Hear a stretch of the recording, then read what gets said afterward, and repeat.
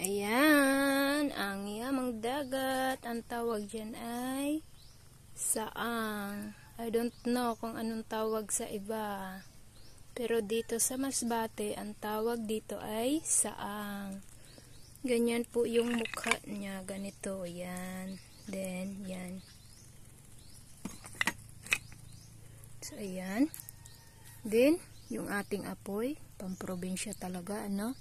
Yung gumagamit lang tayo ng kahoy. So, ayan. Ay.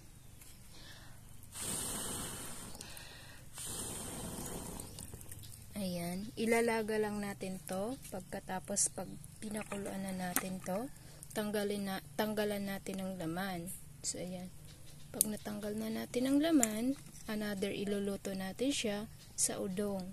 Yung bihon na kulay dilaw. Ayan. So, that's it. Yun lang, guys. Yung sharing ko lang sa inyo yung yamang dagat namin dito sa probinsya. At yan yung tinatawag ditong saang. So, yun lang. Bye-bye. Enjoy. Comment na lang kayo kung anong tawag sa inyo niyan.